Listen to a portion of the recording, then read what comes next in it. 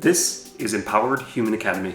Welcome home. At the end of the day, if you realize this has got to be truly for you, then it's much easier to motivate yourself without having to find these external sort of motivators. This is about love. This is about light.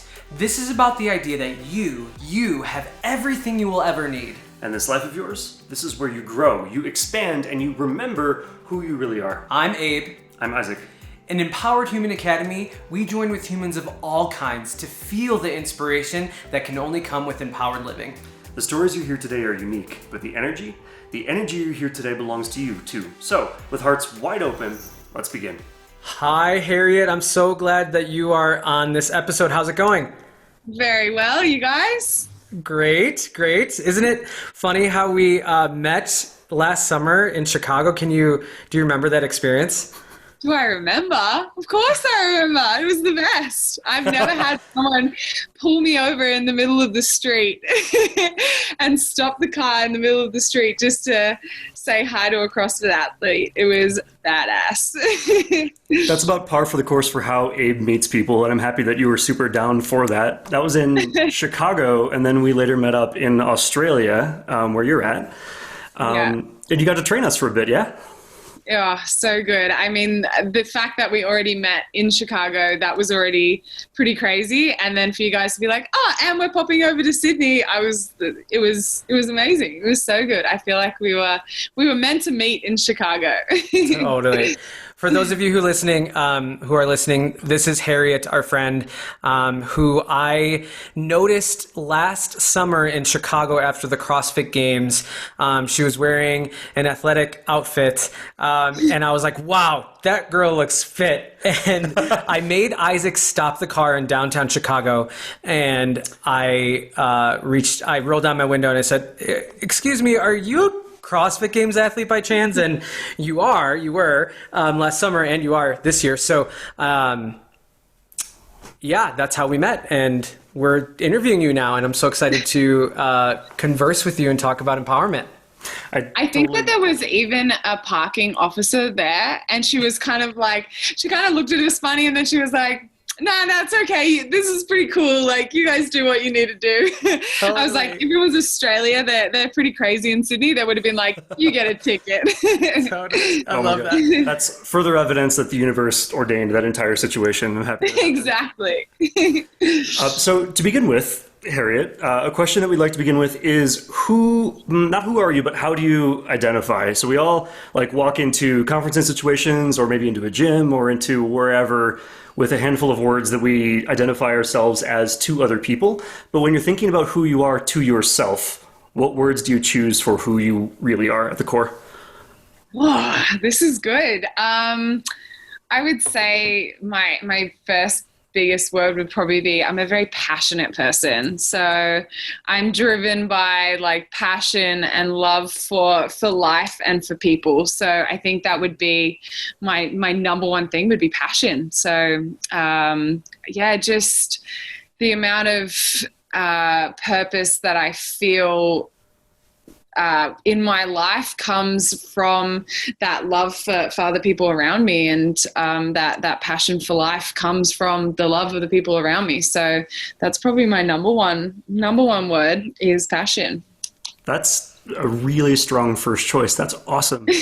Can you talk to me about is there more passion in some direction than others? How does the lens of passion inform the choices that you make and the directions that you take in your life?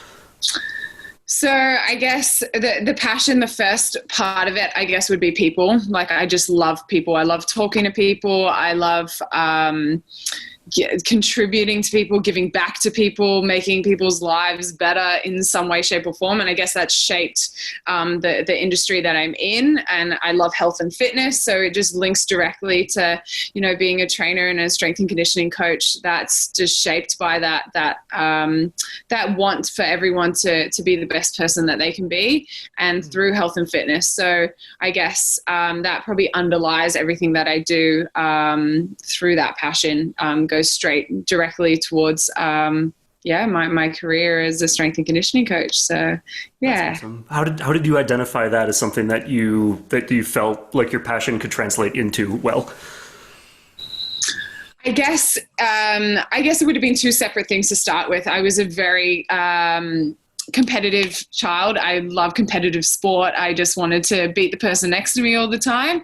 And then I guess as I grew as a person, as I grew up, I actually grew up in Singapore, very random. I lived in New Zealand. I've moved around a fair bit. And so I feel like I've got sort of like a broad, or I'm pretty well traveled, I guess I would say. I've met a lot of cool people. I've seen a lot of poverty. I've seen a lot of very wealthy people, and I've seen just a lot in my life. And so then I had that side of it, and I have my passion for sport, and that just kind of ended up merging together as I got older and older. I feel like I'm saying I'm really old. As I got older, they just kind of grew into this one big like happy family. Like it's I feel so grateful that I get to take those two things that I have so much love for and work in that industry every single day. So yeah. Well, and I feel like in that type of work and lifestyle of health and wellness and strength and conditioning, there needs to be a lot of passion, because you are helping people become passionate about their own health, probably, but that comes from within you. So, kind of connecting to that question, to that point, what does an empowered Harriet look like and feel like? Ooh, I love the word empowered. It's so yeah, you're making me think. I guess for me to feel empowered, it's just about that strength, that confidence, feeling all right if I'm not strong and I'm not confident. You know, you're not going to feel fabulous all the time, but it's about that sort of underlying or that deep-seated okayness with yourself.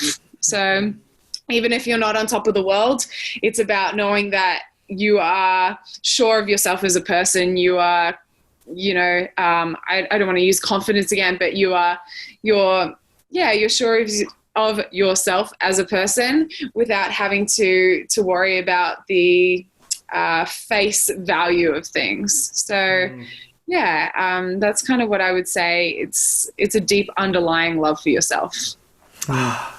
Yeah. I love that. Can you tell me about your history with that relationship? Has that always been kind of like a thing that you've had on lock? Is it a thing that you've had a varying relationship with over time? Hell no. I don't think anyone has ever got that on lock. I want to know the secret. Yeah, I feel like I've been along with many other people through a full journey of it from growing up as a teenager and as a female, I'm sure as a male as well, but as a female, the pressures of looking a certain way, of being a certain person, of having to fit into those like skinny jeans and all that sort of crap. So I've been through the wars just like everyone else, but I guess I'm going to thank CrossFit a lot for the ways that it's changed my life in seeing myself as a strong, powerful woman without having to worry about, you know, what I look like. I don't care anymore. I want to think about another goal I want to achieve is more important to me than what I look like anymore. And so I think that is super empowering, that at the end of the day, what you look like in the mirror means nothing about your personality and nothing about the human that you are. Yeah. That's super interesting, because one of the questions that I wanted to ask you was, how does that, like you said, that deep-seated okayness, that self-love, how does that go hand in hand with the like drive for competition that you've got, like to win, to rank? How do those things pair up? This idea that you are always super okay with yourself and also you love competing, how do those fit together? I guess it would at sometimes work. It would work really, really well with each other, and they would go hand in hand. And then other times it's like, hey, you've got to accept that it's not going to work so well.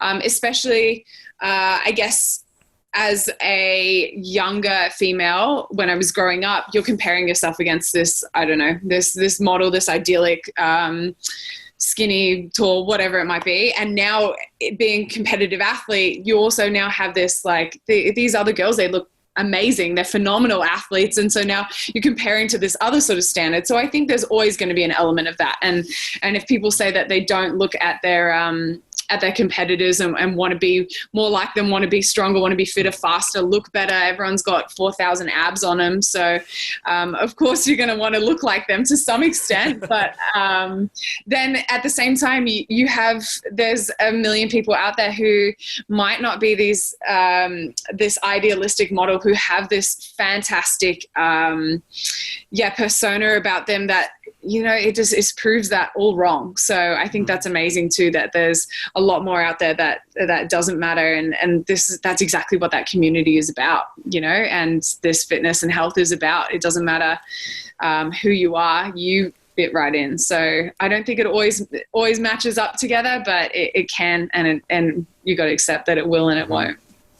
So you were talking about how your empowerment is seated in it's okay to be whatever you need to be, whether, if you're competing and you lose, or you're competing and you win, or as it pertains to like even how you look. Has there been a time in your past where you have really struggled with your self-image, and what has that felt like, and how did you move through that and past that?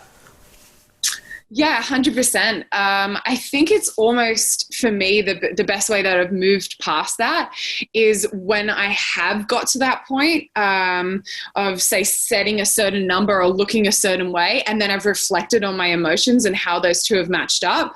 I remember if we, for example, talk about body weight, I'm always like, I just look so much better when I'm under 70 kilos. Like, who the fuck got the number 70 kilos? Where did they get it from? And why am I so much better of a person when I'm under it? Like, it's bullshit, but still, you still kind of want it. So I've been under that number, and then I've written some notes in my diary or journaling, and I'm like, this is before I've weighed in, for example. I'm like, I feel crap today. I feel a bit tired. Like, shit's not going well in my life. And then I've got on the scales later and I'm like, but I am this weight. Like, this is awesome. Like, hold on, like, these things don't go together. This does not match up.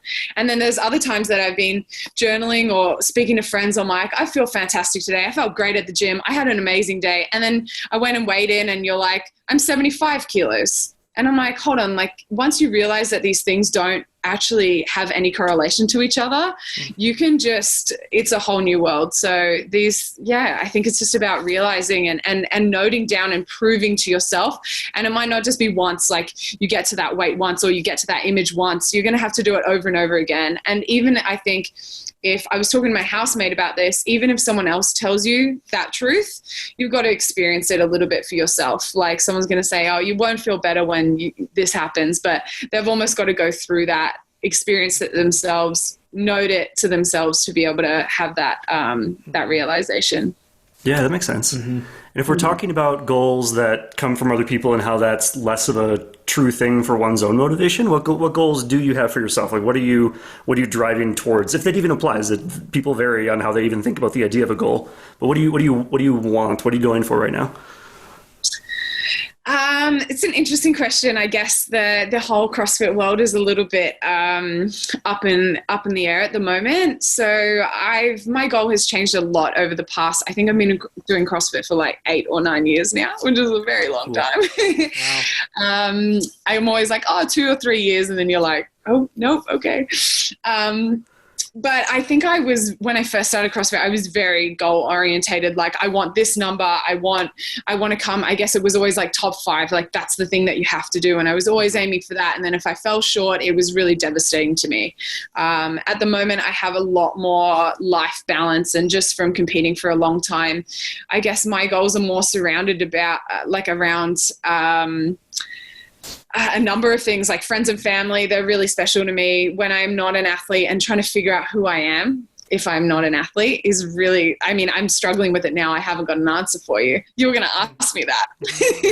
Awesome. Yeah, I was like, You got it.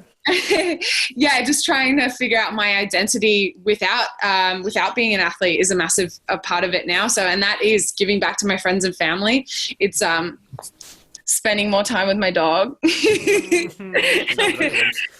And yeah, contributing to other people, figuring out how I can give back from all the experiences that I have had throughout my athletic career, and how I can help other people rather than what I can do for myself. So that's more of a goal of mine. I still love competing and I still want to compete. I'm still passionate to compete. So I will for now.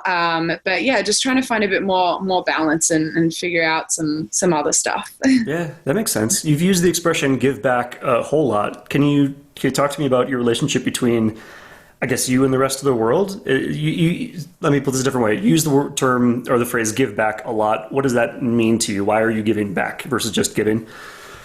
Yeah, I guess it's just super rewarding to be able to give someone something for nothing. I was even just talking to, I don't know if you guys know, like Habitat for Humanity. Mm-hmm. Yep. I was just talking to them on the phone earlier today about, there's a million people in need in the world, and being able to contribute to them and to help people who can't help themselves.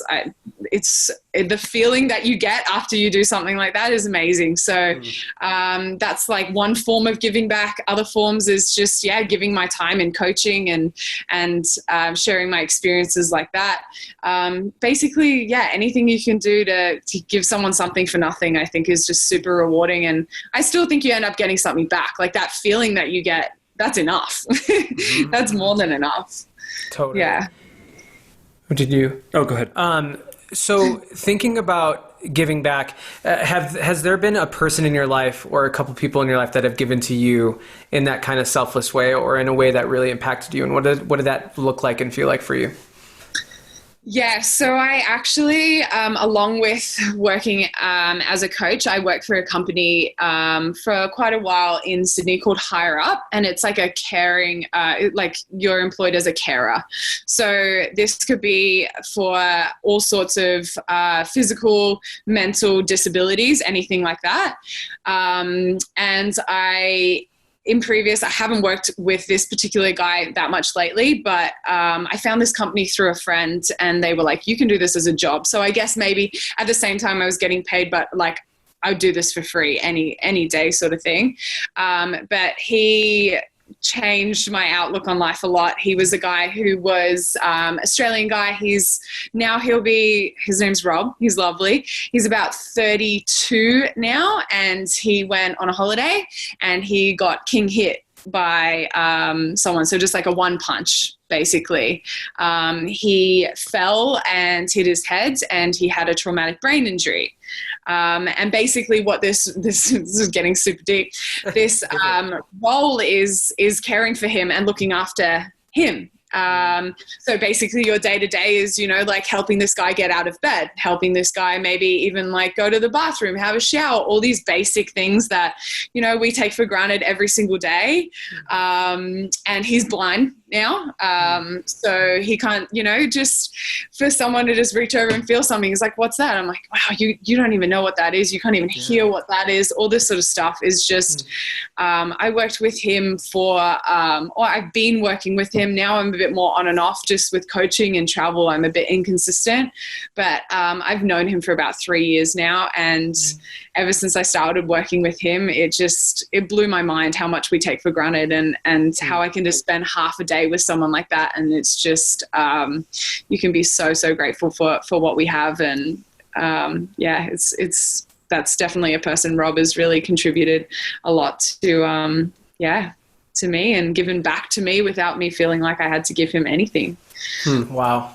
Did you say he got punched in the face? Yeah.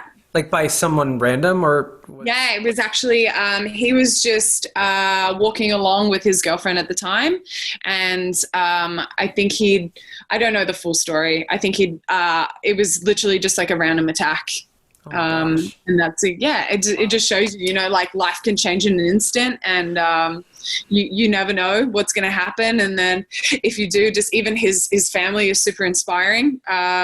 Being able to look after your son who's completely changed, and then be able to accept his new life and deal with all those challenges is just mind blowing. So, Wow. and now he's such a cool guy. Like, I mean, he's obviously got a lot of, mental health issues, but he still has like a good laugh. He still has a good smile, even if he's not 100% sure, what's going on at the time. He's always there for a good laugh. And that's just amazing that you can put a smile on your face at the end of the day when you've been through such a traumatic experience. Is just awesome. Totally. Yeah. Totally. Yeah. And I feel like in our experience working together and talking and connecting, and even when I, see you coaching or on Instagram, you have such a positive and accepting personality that allows people to be vulnerable like that. So, one, I commend you for that, and that's so special. That in the past, when I imagined like CrossFit Games athletes or just professional athletes in general, like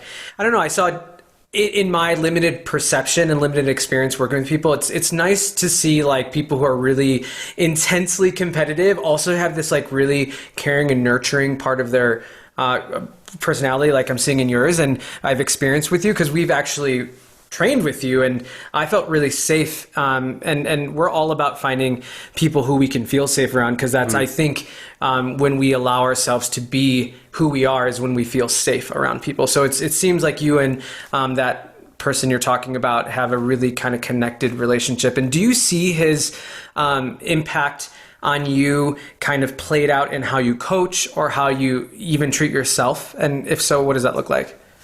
Yeah, 100%. Like, I think what you're talking about is this vulnerability, right? The more you share your vulnerability with other people, the more you can connect with them, the more, even like you said, you saw people on Instagram, and a lot of the time they don't share, I mean, even myself, like don't share that vulnerability. So it's really hard to connect with them. But then as soon as they show you that little piece of themselves that they might have that same issue too, you're like, oh my God, like I have that as well. This is amazing. This is this person you put on this pedestal and they're having the same issues as me. So that's a really nice thing to see.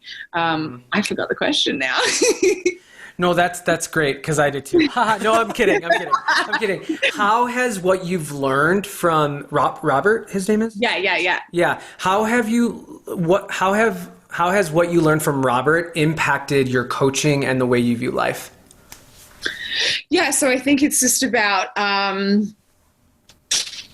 seeing that vulnerability, seeing that we all have vulnerability, feeling empathy for that, understanding, other people's problems, and that everyone has a lot more going on than you see for surface value.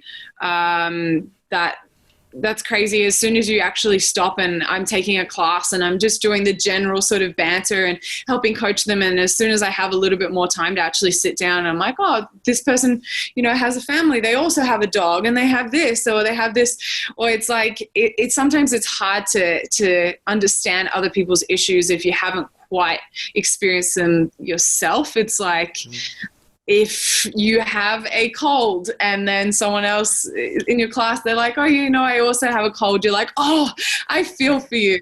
It's like right in that moment, you really feel for them. But if they have torn hands and you don't, you're like, I'm good. Oh yeah, just wrap it up. It's just, it helps you to, as soon as you start to understand those vulnerabilities a little bit more, and, see people who are a bit more misfortunate and stuff like that, you can really start to connect with those people a lot more. And I feel a lot more love for the clients and the people that I coached, because I have that shared connection with them. So yeah, I think it's just about sharing that vulnerability, sharing that understanding for one another, and that just it helps tremendously with not just coaching them, but learning more about them as people. Totally. Yeah, that makes sense. And for somebody in like various positions of authority, like a coach is a position of authority in the room, and you, like as a competitor, somebody that people look up to for these achievements and for the work that you do on an ongoing basis, for somebody in any position of leadership to come forward with that vulnerability is huge, because if somebody who's achieved X can do it, then certainly so. If I've perceived myself to have achieved less, certainly so can I in that way. So that's huge. I'm echoing what Abe said. I commend you for that. Thank you for bringing that to the circles that you walk in. That's awesome. Very kind. I remember someone in class this morning said to me, I just did the class down at our gym, and they were like, oh, I love seeing you struggle. And I was doing like a set of front squats and I was like busting my ass and they were like, it feels so good. I was like, thank you. It invites people into the shared humanity of like, hey, we're both human and we're both trying, and our levels are different, of course, but the effort remains the same, right? Yeah, 100%. That's really powerful. Yeah, it goes back to what you were saying about the realization that everyone has their own complete life. Like, I'm paraphrasing a little bit, but the point that I received was the idea that everyone in your class or everyone on the street has their own set of relationships and struggles and assets and debts and whatever else. And the fact that we're all going through everything all the time together, I feel like you could interpret that really stressfully, but that also kind of lowers the stakes because I feel like we're all peers on that level. Yeah, 100%. I think that it's so easy to forget that, especially when I'm coaching. I just walk into a room. I'm like, hey, my job is to, let them have a good session and then walk out. And then if I actually end up learning a little bit about a particular client or someone that's there, I feel like I walk away with a lot more, and even they do. Just because I've taken that little bit of time to learn about them and them learn about me, I'm just a bit closer that maybe they didn't learn as much that in that particular class, but now I'm like, oh, how is your sick cat or whatever it might be. Totally. They take so much from that, and it's another sort of like connection that you've grown, and I think that's just as powerful. Yeah, that totally makes sense. So I'm intrigued by what you just said. Like, you walk in and my job is to be a coach, and yet maybe my truer job was something different for this particular day. Can I ask you this? What is your job? Like, what's the truest definition of your job as a person in this life? Ooh, wow. I guess I just want to get people to get to their fullest potential. I guess I want every single person to feel, I guess, that word empowered again. And I want them to understand that they can be a better version of themselves. And as soon as they are, there's always a little bit more, and there's a little bit more, and there's always so much to learn. I guess mine's definitely involved in that health and fitness and wellness side of things, but that all really interlocks. That comes, there's mental health in that, it's going to contribute. Even I took like a week off training just recently, and just my mental health from training. Everyone's like, you're back so soon. And I'm like, it makes me happy. And I want everyone to see that. And if you're the person that absolutely hates going in the gym and they're like, it's just not for me, I still think there's something in there there's something there that can help you become a better person and lift to another level. And I think I just want people to realize that. Whether that's through CrossFit or if you love yoga or if you love surfing, I just want people to take that step and just doing a little bit more for their body, and the benefits that it's going to have on your whole life is just phenomenal. Totally. Why is it important? Why is health and wellness important? Because like you said, it impacts, mental health, but why is it important to you to help people get better?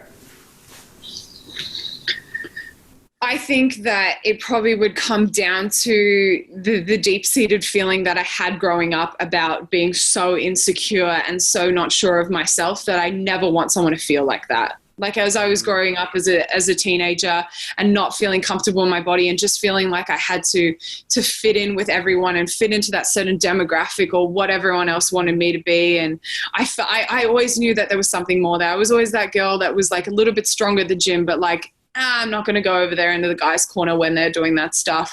I don't want anyone to ever feel like that. I want them to feel like they can express themselves however they want to express themselves. I think that's, that's super, super important. So, and that's really powerful. And that comes from a deep-seated place of, changing kind of the narrative that you had when you were younger, maybe, and helping people not feel like that, ostracized, or helping them feel comfortable and safe, right? Yeah. So for the past 3 years, I just recently changed jobs, but I was working in a school, and I was basically a strength and conditioning coach at a school. And I guess that's that age that it really starts to get, into your head, and all those pressures from your peers and stuff start to to build up. So I think that's a really important place to start, or where issues begin. At those sort of teenage years at high school and stuff like that. So that was really important to me, to get into schools and show people that whether you're that kid that loves studying or you're in the football team, whatever it might be, is already start to show you. And like CrossFit did that well, that it doesn't matter who you are. When we had class, I didn't care if you were the best athlete in the class or you were the worst athlete in the class. I was like, I'm here for effort. If you're going to put in 100% effort, like, I commend you. And if that 400-meter run takes you 5 minutes and it takes the other guy a minute 30, but he didn't really try, like, ups to you, you know, that's massive to me. And I think it was kind of, that's where it all started for me in those sort of high school years. And I want people to battle that. But then, you know what, if they haven't got the chance to get through that, now I'm kind of working with adults. How can we realize that stuff doesn't matter anymore? And how can I, you know, feel a bit more fulfilled and feel like I can maximize that physical potential now? Totally. I know with my experience, I'm in my health journey, like learning to let go of a lot of those insecurities that I had when I was younger, when I couldn't bear crawl or I couldn't literally do anything in the gym, let alone like hold myself up and do a pull up. Like, those are things that, like, what I really value about CrossFit and my experiences, all of these like healing experiences through movement and through growth and change that I, you know, experience on the daily now because of everything that I've been through. So that's really powerful. And it takes a lot of strength mentally. I mean, physically, yes, but mentally, for you to now make that choice. Like, how easy is it for you to just make that choice and be like, you know what, I've always been this guy. I've always been overweight. I've always been whatever these things are, and just be like, this is just who I am. Totally. And for you to take that mental or take that change and have to go through that strength to be able to be like, hey, you know what, that's not who I am. I can reshape who I am. Doesn't matter who that childhood, that kid was, you know, I'm going to become a new person. That's just phenomenal. Yeah. So ups to you. Totally. Thank you. And I think that is so powerful because it connects to every single part of our life. We don't always need to, you know, live in the same story that we've always been in. It doesn't need to be fitness. It can be how we view ourselves, how we treat others, how we communicate with others, how we communicate to ourselves. And I feel like I've learned so much about life through the gym. We always have metaphors about like, okay, you can't deadlift 400 pounds right when you start off. Like, you gotta, you know, build slowly, and all these crazy metaphors that really pertain to life or connect to life. I saw a good one the other day. I can't remember if it was a swimmer or something. They were like, do you know Ian Thorpe or Michael Phelps? They were like, at some point in life, Michael Phelps could not swim. And I was like, that's so crazy. Like, there's literally a time he could not do a lap of a pool. I'm like, that's amazing. And I'm like, that's with anyone. They're like, oh, I can't do this or I can't do that. I'm like, there's some point that whatever movement, whatever thing you're talking about, the person who is doing it now could not do it at that time. So totally. We've all got to start somewhere. 100%. That completely makes sense, and that's very encouraging. And I identify, I mean, maybe everybody listening to this identifies with the whole like physical insecurity in high school thing. I remember being, well, let me put it the other way. Like, I feel like I didn't come into my own physical ability until like my late 20s, and so thinking back and bearing in mind all these ideas that we're talking about, like remembering that Michael Phelps at one point didn't know how to swim. And tying in something you said way earlier, you talked a couple times about keeping a journal. I want to talk about tools for this mindset. What things do you know how to do that help keep you aligned and anchored in your own okayness, to go back to that term? What's in your toolkit for your own personal empowerment? So journaling is something I am very on and off with. I'm more, I probably let the time of year, my mood decide if I want to journal. I find it kind of stresses me out if I'm like, I have to journal every single day. Then like some people just don't like doing that. I go through stages where I enjoy it. So I'm kind of free with my journaling. Sometimes I'll write down every single little thing, and then the next day I won't write anything for 3 months. So I try not to be too bound by that, but I've definitely found that it's helped me in the past. And even like if I don't feel like journaling, flicking through old journals and being like, oh, that's interesting. A lot of people always say, like, oh, the old days, like when I was happier back then or something like that. They always reflect as if things were way better. So then you can flick through a journal and be like, oh, actually then I was really struggling with, this and this. And it was like, oh, interesting. Okay. So it's not all like, happiness back then and now it's misery. It's just, it's nice to see that, you're always battling something different. So do like journaling, but it's a bit on and off. There's also a good little book that I read most mornings. Once again, sometimes I read it all the time. Sometimes I don't. Called The Daily Stoic by Ryan Holiday.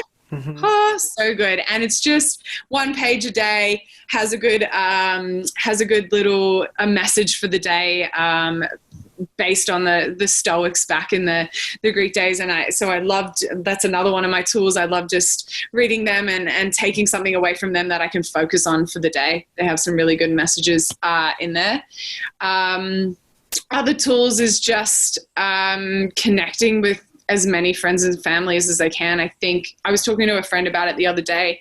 I think sometimes we have that one person that you're like, hey, if I'm having issues, I'm going to speak to X. And then you go speak to that person and they don't quite give you what you were like, I had an issue and you didn't fix it. And you normally do. And they didn't. But I think just connecting with as many people as you can, because sometimes you're going to get something from someone who you didn't think would be your person. Yeah. And it happened to me the other day. I have a friend that, she's a very deep emotional person. And whenever I have an issue, I'm like, hey, fix this. And she didn't give me something. And I was like, what? And then I went and spoke to a friend that I'm not that close with. And, she gave me some gold. And so I think just continuing to connect with as many people as possible is key. And don't rule anyone out that can teach you something, because you never know where that gold's coming from. Yeah, totally. I love that. That sounds huge. If I could like back up and look at everything you just said, it sounds like there's kind of a theme of like take the good where it is at the moment. Like if journaling is serving you in a moment, fantastic. If it's not, fantastic. If this person serves you in a moment, great. Otherwise, maybe talk to somebody else.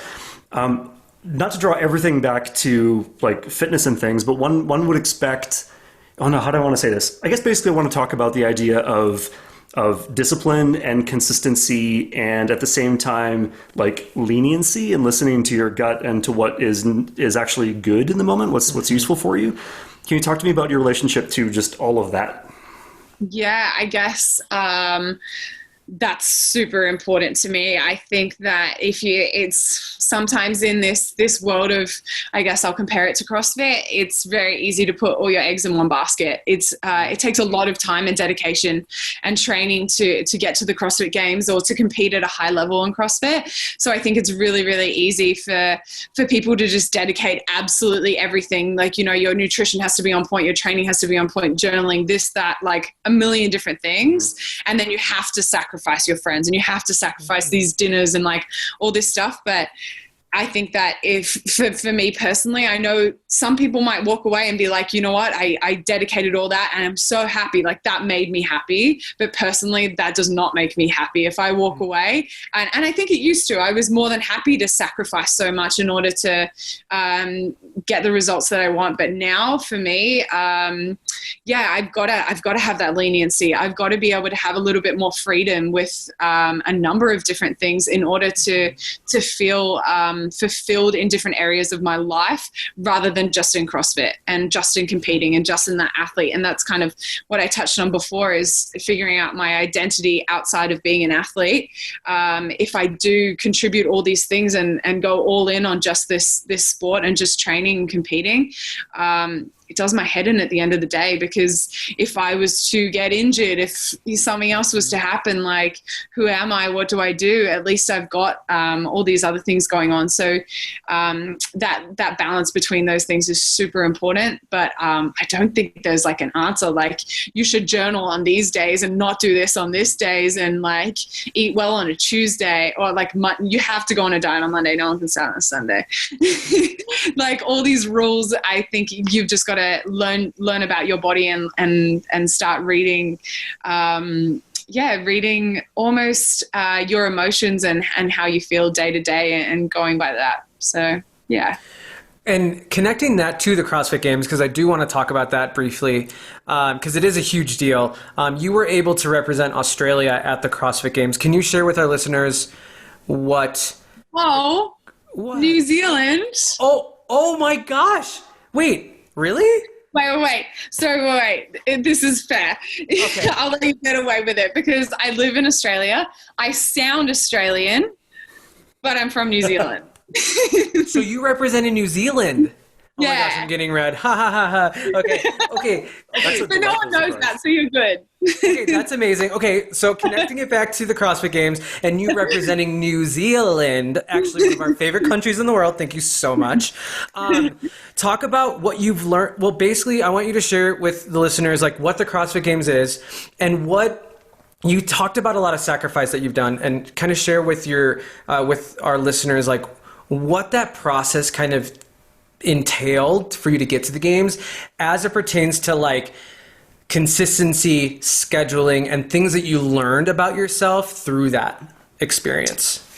Yeah, so I guess the CrossFit Games is the highest level of, like, I guess, competitive fitness. They've kind of created their own sport through weightlifting, body weight movements, all sorts of different fitness tests, whether you turn up and you're doing a 5K run to doing a max deadlift to running as fast as you can with burpees and this, that. You know, there's a whole lot of the different elements to it.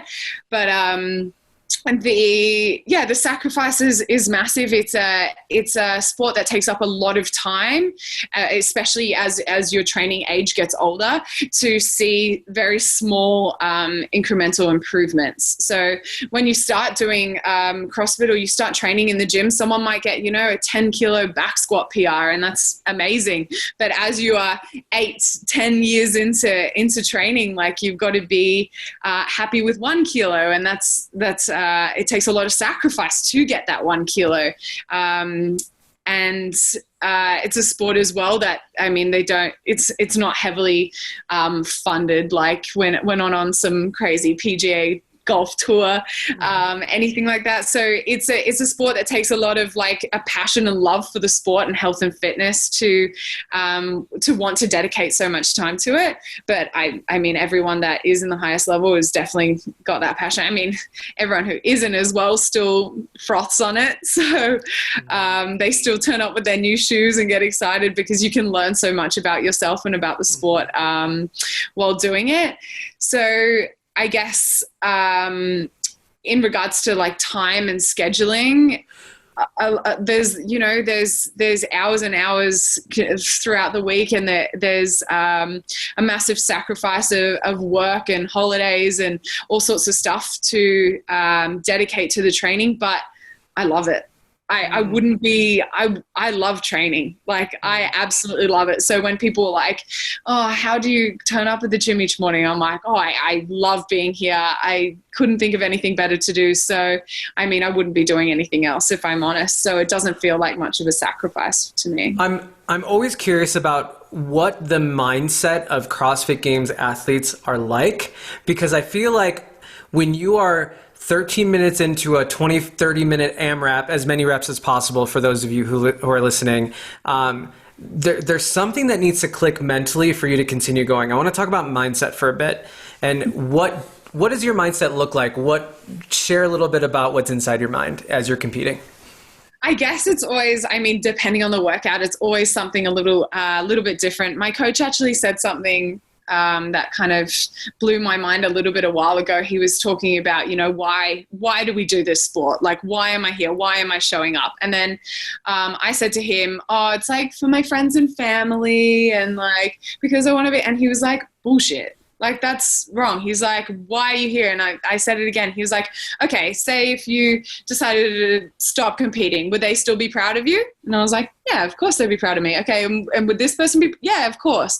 And so he made me think a little bit deeper into it. And I think that a lot of people probably don't like admit it, but it's almost like a kind of like that high level sport, in whatever sport it might be, not just CrossFit, is like a selfish thing that you're really doing for yourself. Like you really want to, and you have to almost like, I had to admit that to myself. Like at the end of the day, other people are going to be proud of me, but I'm doing this for me because like I want to be the best. And you know, it's hard to just say I, but at the end of the day, that's who it's going to benefit. If you have a good, strong network around you, like they can be proud if you come first or last, but it's going to come from yourself and wanting the desire to be the best, to make those sacrifices when you've got another minute on the clock that feels like an hour. And what's longer, a microwave minute or a minute at the end of a workout? I don't know. That. Totally. So I think that admitting that you're really you're doing it for yourself and figuring out why you're doing it for yourself, and that admitting to yourself that you're going to be a little bit selfish and you're going to have to, you know, sacrifice a dinner with such and such because I am doing this for myself. I think that's a really important thing. Well, and no one can take that away from you then. And it's not reliant on other people. It's reliant on solely yourself, which then powers you through, because oftentimes when we're tired, the last thing we want to think about is another person. So if you're literally 19 minutes out of the 20-minute AMRAP and you're so exhausted, you're doing it like for yourself to like prove it to yourself. Because you're sitting there and you're hurting, and then you're like, I'm doing this because like I'm on the bike because like Isaac wants me to do it, and then Isaac walks past and he looks at you and then just like walks off. And that would just break you, right? Like you'd be like, I thought you cared about my workout.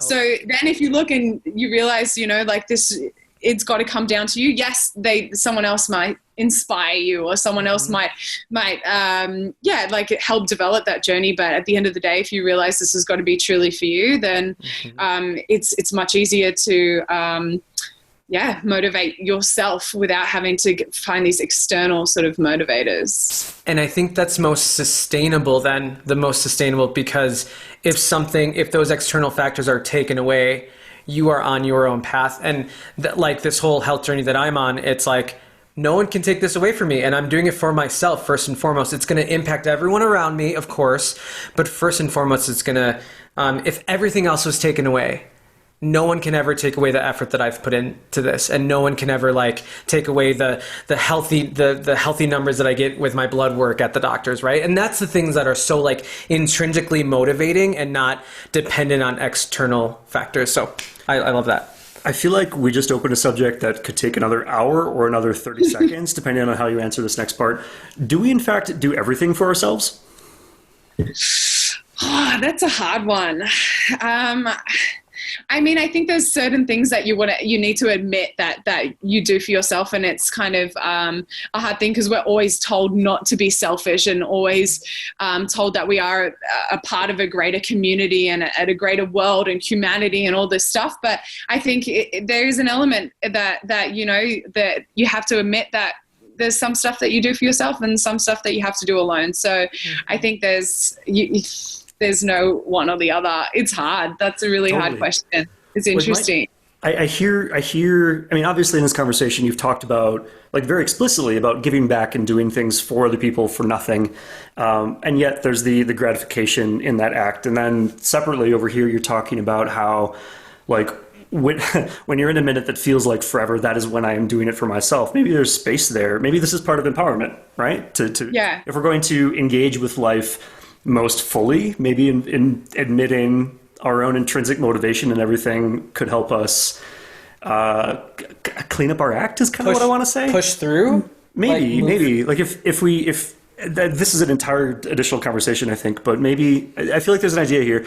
If we admit how much of what we do is for ourselves, I feel like that might just add a lot of clarity to our actions in life. Where am I taking this? This feels important. This feels important. If we recognize that the things that I do are to allow me to feel good, I feel like that might clean up a whole lot of conflicting energy that I have about like, where's my motivation? Am I doing this for this person or for that reason or for myself or whatever else? But if I know that to go back to the very beginning of this conversation, if I have this deep-seated okayness with myself, and if I know that whatever I'm doing is always compatible with that, and I'm doing things that I feel good about, that feels important. I just said a lot of words. How do you feel about all of that? No, I think that's exactly it. I think that you're going to get a lot of fulfillment from doing something for yourself, and you're going to get a lot of fulfillment from doing things for other people. And there's different like parts and spaces that you have to contribute to either one, but there's a space for both of them. And admitting that there is a space for just yourself, I think you've got to also be okay with that, rather than feeling like it's a selfish thing. But sometimes you've got to be selfish to fulfill yourself. Mm-hmm. And I'm going back to mindset real quick, because I'm always fascinated with like people who I like think are interesting, you know, politicians, athletes, whatever. When we're talking about the 19th to 20 minute, like the last minute of an intense workout, what is on your mind? And how do one push through when they don't feel like they can go any farther? I think I saw a really good quote a while ago that's helped me a lot. Have you heard of Justin Sewer? No. Got to follow him on Instagram. He's great. He's the psychologist for the Boston Red Sox. And he's just worked with a lot of athletes, and he posts some really cool kind of quotes, and some of them connect with you, some of them don't. But one of them that he said is, you chose this. And I was like, that's it. Like, whatever hard thing that you're doing, like, you chose to do this. Like, you don't have to do this, but you chose this journey. Mm-hmm. So I think that's like one thing that does come through my mind every now and again. I'm like, this really sucks. This is really hard. I'm like, wait, but you chose to do this. Like, this is the path that you chose. And whether it's hard, whether it's easy, you put yourself in this situation. So I think that's like one of the things that I'm, and then I'm like, you're lucky that I can do this, that I have full functioning arms and legs, and that my lung capacity is able to breathe this heavy and all sorts of stuff like this. Like, but at the end of the day, I'm like, you chose to be here. So that's like one of the things that, I guess you chose to be here, and you are lucky enough to be in the place that you're in. So I guess that's kind of something that pushes me through. There was a quote I, saw recently as well that said, the energy or the overflowing of things to do and abundance is what you prayed for before. This is the overwhelm that you asked for. This is the overwhelm that you asked for. So like when we're like busy with work and we're seeing a lot of people, we're like, oh my God, like we put ourselves in this situation, and I dreamt for myself to be here one day. Or in a workout when I can't breathe on the assault bike, I'm like, oh my God, I can do this, and I chose to be here. Like you said, I chose to be here, and I'm going to get through it because I have agency. So I love that perspective. Final question: what do you know? No. What do you know for sure? Do I know for sure? Oh, that's a good one. Oh, I know. Ooh. I know that I know that human connection and the people that we are around are the most important thing in this world. That connecting with other people, getting to know new people, that helping people, that being on this planet is about connecting with as many people, and not even as many people, or creating as strong as a connection with other people is the top of the list for me. That's why I'm here, and I know that for sure. Awesome. I can tell that you feel like that. I want to know what yours is. What do you know for sure? Oh, that's a great. No one's ever asked that. No one's ever asked that. Hello, listeners. Are you listening? Okay, we have to wrap this up for time reasons. Okay, what do you know for sure? What do I know for sure? That we are a part of an ever expanding, infinite energy source. And I like it. We could talk about these things for a really long time. Which we will probably one day. Single sentence answers. I'm doing something that you said a second ago. I know for sure that I chose this. fill in this with whatever is now. I know that I chose this. I like it. I love it. Hey, like it. thank you for your time and sharing of yourself. We really value your presence here. Thank you. Thank you so much for you, being guys. I an empowered appreciate it. human. Thank you for being an empowered human and for making us feel welcome when we were in Australia. We